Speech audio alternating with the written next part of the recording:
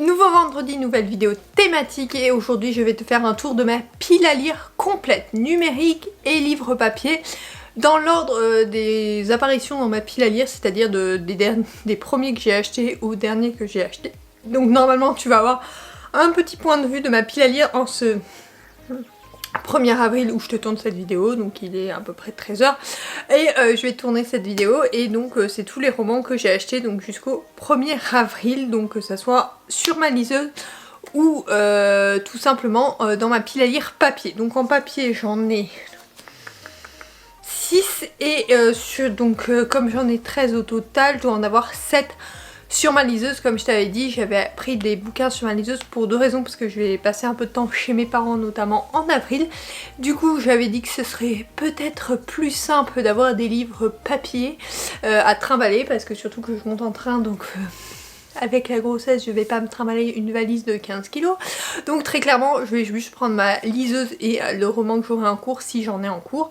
Et les autres, je vais les lire au fur et à mesure. Enfin, je vais te présenter tout ça tout de suite. Donc premier roman qui sera très clairement pas lu dans les prochaines semaines, il s'agit de Un cœur pour Noël de Sophie Jomain. Donc c'est une romance de l'Avent. Alors elle est déjà ouverte parce que ma maman l'a lu l'année dernière et moi je lui ai passé le mien qui était, je ne sais plus lequel, ah oui, Secret Santa. Donc voilà, celui-là a l'air plus sympathique, je vais te lire le résumé, mais je ne le lirai pas avant le mois de décembre, très clairement je ne vais pas le lire en plein milieu du mois de juillet, ça n'aurait aucun sens. Je m'appelle Avril et j'ai 18 ans, je suis née avec un cœur défaillant qui aurait pu me tuer. J'ai été transplantée il y a bientôt 2 ans. Depuis, tout a changé. Cette année, je reviens dans les Alpes pour fêter Noël avec mon père. Dans ce corps que j'ai besoin de réveiller, dans ce corps que j'ai peur d'abîmer. Je suis morte de trouille, mais je veux croire au miracle. Et j'ai peut-être raison, car à peine arrivée, je vois Augustin et tout est chamboulé. J'en suis sûre, ma vie ne fait que commencer. Ça a l'air plus sympathique que l'autre, c'était une relation étudiante. Là, ça a l'air très différent et beaucoup plus profond. Donc, j'ai hâte de le découvrir. Il est déjà ouvert, mais voilà, je lirai chaque jour au mois de décembre un chapitre. Au moins, ça me fera lire tous les jours, parce que comme la petite puce va arriver au mois de juillet, je ne sais pas trop si j'aurai le temps de lire après. Donc on verra, mais en tout cas, celui-là, je le réserve pour ma pile à lire de Noël, tout simplement. Ensuite, second roman que j'ai eu dans le Secret Santa du boulot, il s'agit de Le Sorceleur, le tome 4 d'Adren Spokowski, si ça se dit comme ça. La paix qui régnait autrefois entre roi et magicien n'est plus. La jeune Ciri, prometteuse élève destinée à devenir sorceleuse, se retrouve au cœur de rivalités. Quel sera son rôle dans les conflits qui s'annoncent? Seule l'Assemblée Générale des Magiciens saura dévoiler les intrigues et révéler les traîtres. Qu'adviendra-t-il alors de Ciri, objet de toutes les convoitises? Le légendaire sorceleur Gavel de Rivets, désormais lié à cet enfant comme un père à sa fille, sera-t-il capable de la sauver? J'ai lu les 3 premiers tomes. À la base, c'était monsieur qui voulait les lire. Je crois qu'il a même pas lu le premier. Donc du coup, j'ai une collègue qui s'était renseignée, parce qu'on a fait un Secret Santa, et qui s'était renseignée et qui avait su que j'aimais lire. Et du coup, elle avait regardé dans ma wishlist. Et elle avait pris celui-ci. Donc j'ai hâte de le découvrir, c'est juste que je n'ai pas eu le temps de m'y mettre. Il a traîné longtemps dans mon sac de boulot alors qu'il n'avait rien à y faire. Et donc du coup je l'ai sorti et je l'ai mis dans ma pile à lire début janvier. Et du coup j'ai hâte de le découvrir. Donc c'est la collection chez Dargolone, en plus c'est la collection que j'ai. Donc voilà, il faudra que je le découvre, mais comme tu sais j'alterne romance et normalement roman haute. Donc celui-là fait partie des romans hautes, donc je pense qu'il sera lu dans les prochaines semaines. J'espère, en tout cas tu suivras ça dans mes weekly vlogs bien évidemment. Ensuite j'ai fait une razzia en e-book et j'ai tout acheté donc au mois de février. Donc tout d'abord il y a Valentine's Day de Morgane Moncombe, tu sais que j'aime beaucoup l'auteur et du coup j'ai décidé de me procurer celui-là en e-book. Après plusieurs déceptions amoureuses, Valentin n'attend rien de particulier de la Saint-Valentin. Et les mains droit est réservé avec les filles, alors pourquoi ne pas accepter le blind date que lui propose sa belle-sœur? Il doit retrouver la jeune femme à qui il a rendez-vous au resto. Lorsque ses yeux tombent sur une jolie brune vêtue de rose, il est sûr de l'avoir trouvée. Poppy tombe des nues lorsque cet homme charmant qu'elle ne connaît pas s'assied à cette table. Mais elle n'a pas le cœur ni l'envie de le dire qu'elle n'est pas celle qu'il doit rencontrer. Après tout, pourquoi pas ne pas profiter de cette soirée alors qu'ils s'entendent déjà tellement bien? Ça a l'air sympa, c'est... Ouais, voilà, ça a l'air sympa. Moi, j'avais envie de le découvrir. Je crois que c'est pas un long roman. Ouais, c'est un roman qui est très court, donc c'est plutôt une nouvelle. En tout cas, moi, j'ai hâte de le découvrir parce qu'il a l'air sympathique. C'est une nouvelle que je pense que je me ferai du coup la semaine où je suis en vacances chez mes parents. Ensuite, il y a un premier tome de saga. Donc la saga, c'est All Saint Hyde, le tome 1, Dirty Devi de L.G. Sane. Donc voici le résumé. Daria est capitaine des Pom-Pom Girls. Miss Popularité, celle qui fait la loi à All Saint Hyde. Celle qu'on admire et qu'on redoute. Derrière cette façade, nul ne suspecte le secret dévastateur qui la ronge. Et c'est très bien comme ça. Seulement, son trône de reine du lycée menace de s'effondrer lorsque Penn revient dans sa vie. Penn est le capitaine de l'équipe de foot du lycée ennemi, celui où vont tous les rébus de la société. Penny est sexy et rancunier, et prête à tout pour briser Daria, même à jouer avec le désir brûlant qui les pousse l'un vers l'autre. Depuis la tragédie provoquée par leur premier baiser, il y a 4 ans, il prépare sa vengeance. Et l'occasion rêvée de l'assouvir se présente lorsqu'il est placé en famille d'accueil chez Daria. Ça a l'air sympathique, en tout cas il était dans ma wishlist depuis longtemps, donc je m'étais dit sympa, même si c'est des ados et que je crois que j'ai un peu passé l'âge, je me laisserai bien tenter. En tout cas j'ai hâte de le découvrir parce qu'il a l'air vraiment bien tourné et j'espère en découvrir plus. J'aime beaucoup les personnages comme ça, ils ont l'air très dramatiques et il y a l'air d'avoir eu un drame entre eux, donc j'ai hâte moi de le découvrir. Ensuite j'ai pris deux Jojo Moyes, donc le premier Dans les pas d'une autre. Regardez autour de vous. Vous n'êtes pas seul. La plus parfaite des inconnus pourrait devenir votre meilleure amie. Faites la connaissance de Sam et Nisha. Sam ne roule pas sur l'or, mais elle s'accroche. Sa famille compte sur elle. L'équilibre est fragile et Sam sait qu'un jour, tout peut voler en éclats. Elle espère juste que ce ne sera pas pour aujourd'hui. Nisha, elle, a tout ce dont elle a toujours rêvé et plus encore. Un mari phénoménalement riche, un dressing à faire pâlir d'envie les influenceuses. Mais son rêve vient de se briser sur une demande de divorce. Sam et Nisha n'auraient jamais dû se croiser. Mais lorsque Sam prend par erreur le sac de sport de Nisha contenant les loups-boutins aux talons vertigineux, leur vie s'entremêle. Ensemble, elles découvriront que plus rien ne leur est impossible. Ça a l'air un peu plus recherché, mais je voulais alterner, avoir des romances et un peu plus de contemporain. Ça c'est plus du contemporain, mais je ne sais pas, l'histoire me tentait bien et ça faisait partie des romans qui étaient dans ma wishlist. Jojo Moyes est une auteure que j'aime beaucoup et que je suis déjà depuis plusieurs années, donc j'espère qu'il me plaira.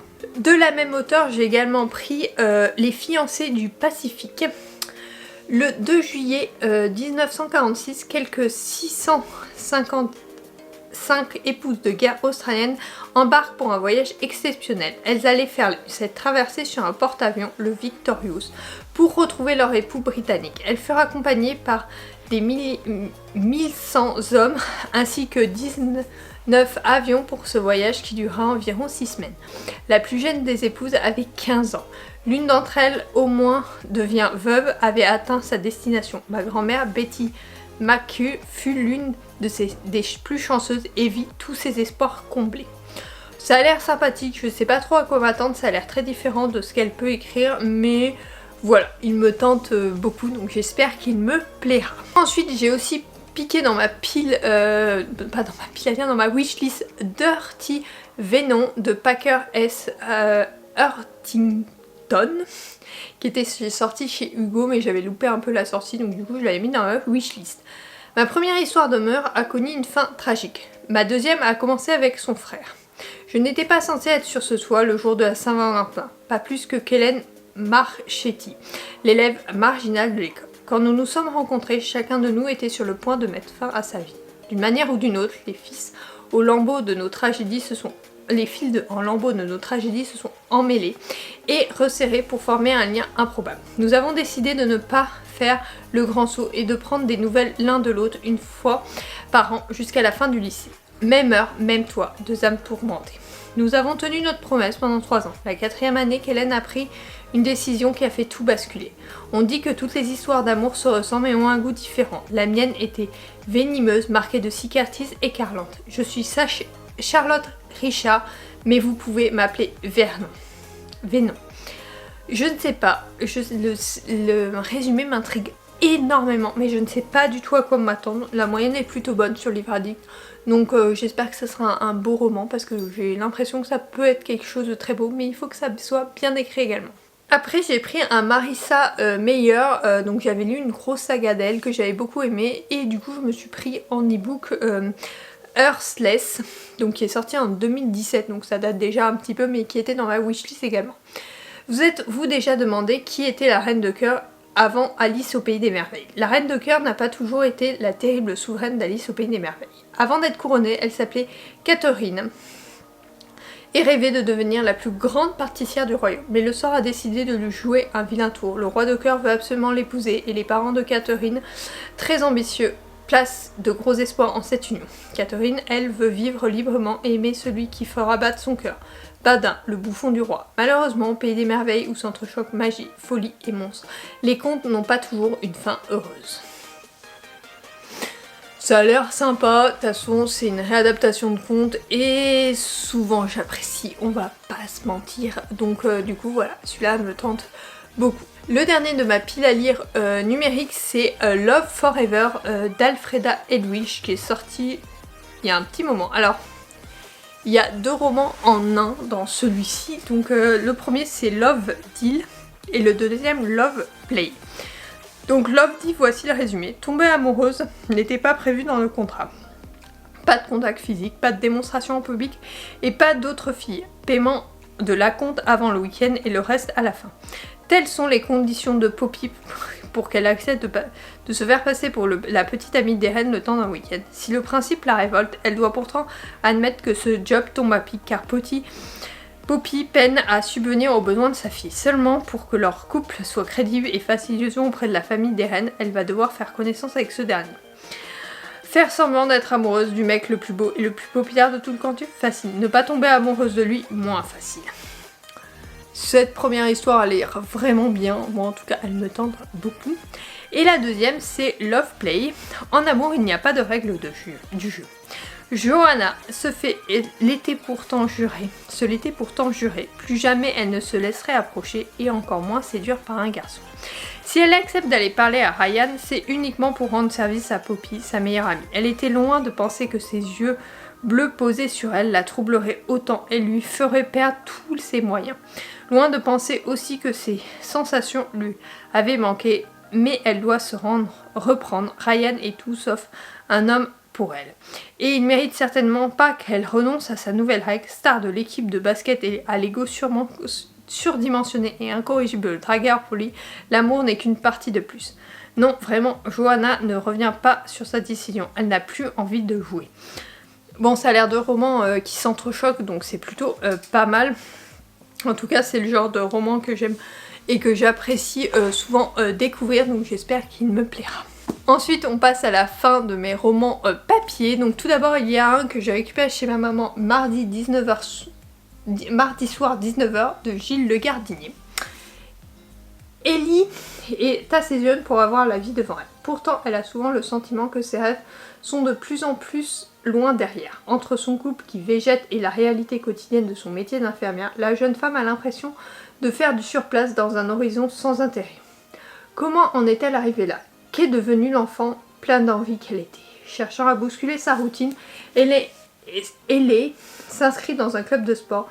De rencontres inattendues en expérience inédite, ce simple rendez-vous va vite se révéler essentiel et déclencher d'imprévisibles réactions en chaîne. Ellie et ses nouvelles amies vont peu à peu retrouver les moyens de forcer les verrous qui les entravent. La cage qui ne résistera pas longtemps.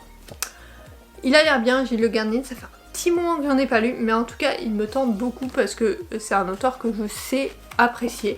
Après c'est un petit pavé, hein, il fait un peu moins de 500 pages donc quand même de la lecture, c'est un poche, donc voilà. Je pense que c'est un des romans que j'intercalerai avec les romances, avec Le Sorceleur et le dernier que je te présenterai tout à l'heure, mais je les intercalerai avec les romances tout simplement. Ensuite nous avons un second tome, il s'agit de la saga Dirty Air, donc Collided de Laurent Asher.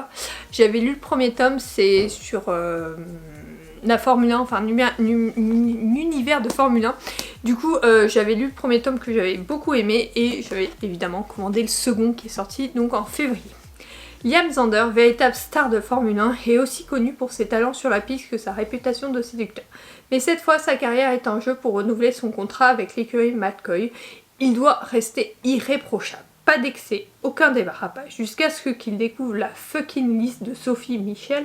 La jeune femme est déterminée à vivre comme elle l'entend et à voir exaucer tous ses désirs les plus osés. Liam, avec son charme désinvolteur, semble la personne idéale pour l'accompagner dans cette course folle. Il y a un second obstacle de taille. Sophie n'est autre que la fille du directeur de Bandini, l'équipe rivale. Cocher secrètement chaque point de cette liste indécente, c'est flirter chaque fois un peu plus avec le danger.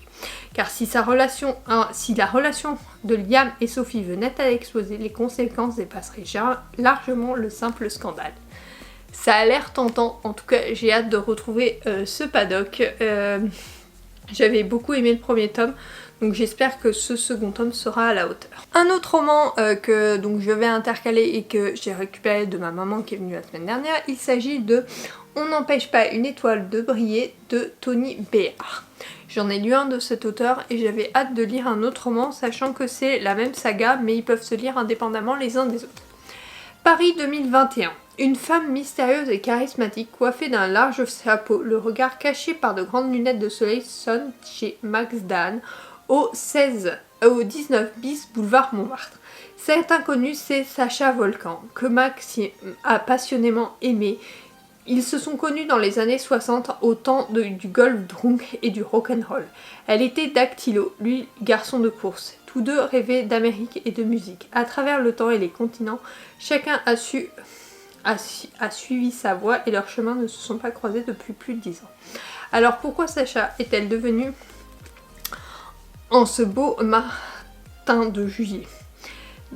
Des grands boulevards parisiens à Hollywood Boulevard, des pavés de mai 68 aux plages de Malibu, des hippies de San Francisco aux branchées de bains de douche, l'histoire d'un couple qui a fait le pari d'écrire ses propres règles du jeu, mais jusqu'où? Romance qui a l'air sympathique. J'avais dévoré l'autre tome, donc j'espère que ça sera à la hauteur, parce que vraiment je pensais pas autant plonger dans ce genre de roman. Mais j'avais beaucoup aimé, donc je m'étais dit que si elle lisait la suite, je le récupérerais avec plaisir. Et donc celui-là me tente beaucoup. Oui, j'avais lu, je crois, Grand Boulevard. Il me semble. Mais j'ai un doute. Bon, en tout cas, très bonne lecture, je pense.